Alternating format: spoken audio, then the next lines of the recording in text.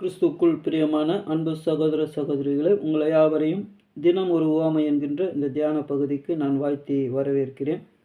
இந்த நாளிலும் தெரியாத விதமாய் முளைத்த விதை என்கின்ற உவமையை குறித்து நாம் ஆராய்ந்து பார்க்கலாம். அதற்கான வசனம் மார்க்கு 4ஆம் அதிகாரம் 26 29 முடிய நான் வாசிக்கிறேன். பின்னும் அவர் அவர்களை நோக்கி, தேவனுடைய ராஜ்யமானது ஒரு மனுஷன் நிலத்தில் விதையை விதைத்து இரவில் தூங்கி பகலில் விழித்திருக்க அவனுக்கு தெரியாத விதமாய் விதை முளைத்து பயிராகிறதற்கு ஒப்பாய் இருக்கிறது.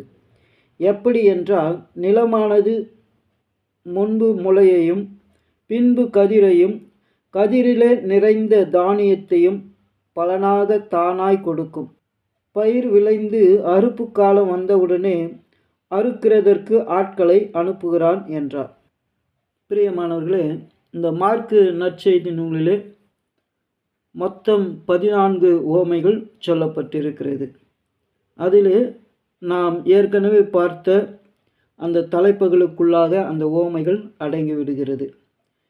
இந்த ஒரு உவமை மாத்திரம் மத்தேயு குறிப்பிடவில்லை, மார்க் இதை குறிப்பிட்டிருக்கிறார்.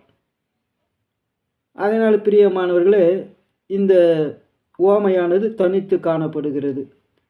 மற்ற மார்க்கு சொல்லிய அத்தனை உவமைகளும் அந்த மத்தேயு உவமையோடு கூட அவைகள் இணைந்து காணப்படுகின்றன. இந்த ஒரு உவமை மாத்திரம் அதிலிருந்து தனியாக காணப்படுகிறது.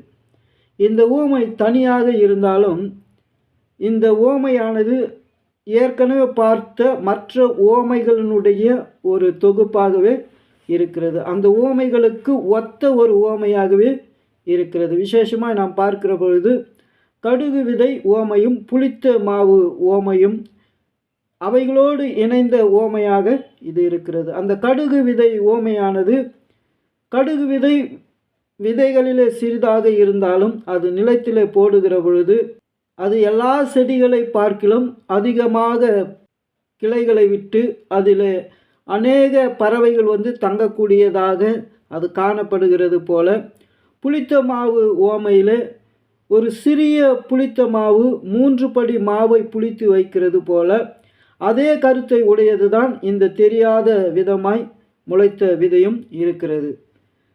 மத்தேயு அவர்கள் கடுகு விதையையும் புளித்த விதையையும் இரண்டையும் அவர் அங்கே குறிப்பிடுகிறார்.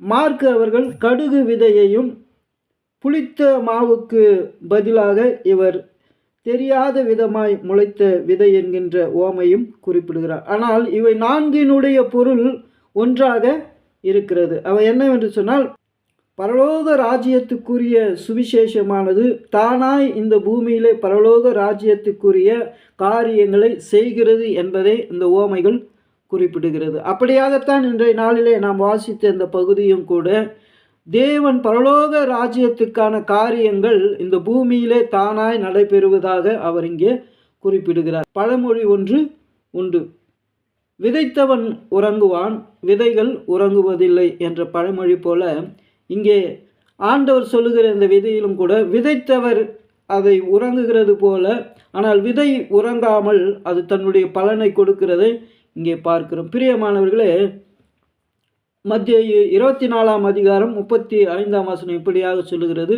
வானமும் பூமியும் ஒழிந்து போகும், என் வார்த்தைகளோ ஒழிந்து போவதில்லை. இந்த பரலோக ராஜ்யத்துக்குரிய காரியமானது இந்த பூமியிலே விதைக்கப்படுகிற பொழுது அவைகள் ஒவ்வொரு நாளும் ஒழிந்து போகாமல் அந்த பரலோக ராஜ்யத்துக்குரிய காரியங்களை இந்த மண்ணிலே செய்து கொண்டிருக்கிறது என்பதை நாம் பார்க்கிறோம். ஏசாயா 55 10ஆம் வசனம் 11ஆம் வசனத்தை நாம் பார்க்கிற பொழுது, மாரியும் உறைந்த மழையையும் வானத்திலிருந்து இறங்கி அவ்விடத்துக்கு திரும்பாமல் பூமியை நனைத்து அதன் முளை கிளம்பி விளையும்படி செய்து விதைக்கிறவனுக்கு விதையையும் புசிக்கிறவனுக்கு ஆகாரத்தையும் கொடுக்கிறது. எப்படியோ அப்படியே என் வாயிலிருந்து புறப்படும் வசனமும் இருக்கும்.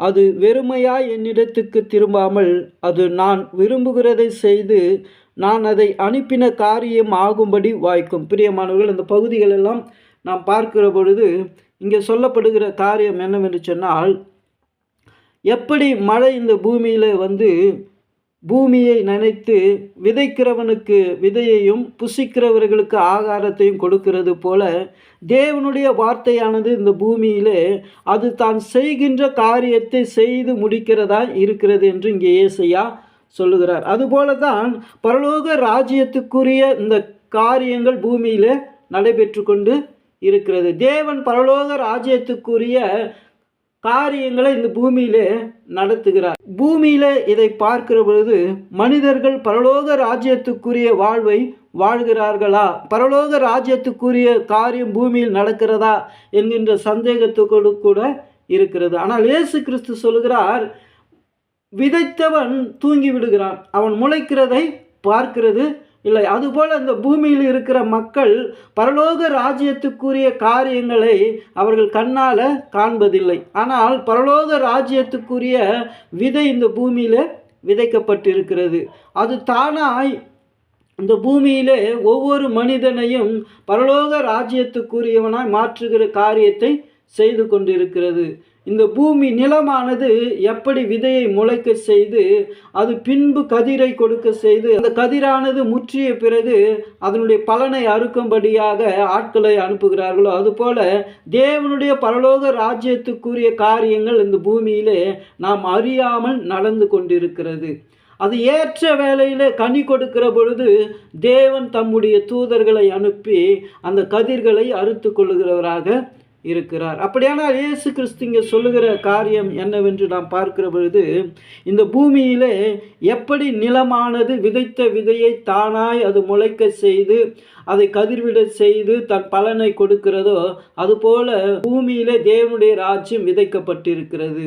அந்த விதைக்கப்பட்ட அந்த ராஜ்யத்தின் சுவிசேஷமானது இந்த பூமியிலே அது பயிர் முளைக்கிறது போல அது முளைத்து கொண்டிருக்கிறது. அது கனி கொடுக்கிறது போல கனியை கொடுக்கிறது.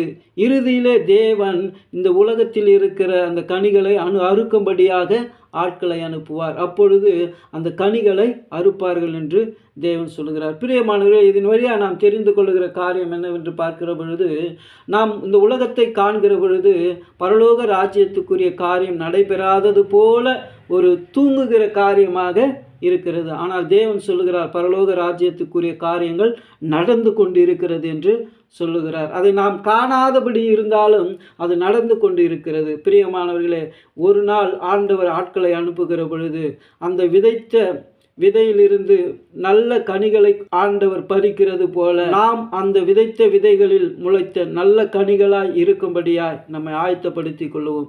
தேவன் அப்படிப்பட்டவர்களை எதிர்பார்க்கிறார். அப்படிப்பட்டவர்களாய் நாம் இருக்க நம்மை நாம் அர்ப்பணிப்போம். கடவுள் தாமே இந்த திருவார்த்தைகளை ஆசீர்வதிப்பாராக.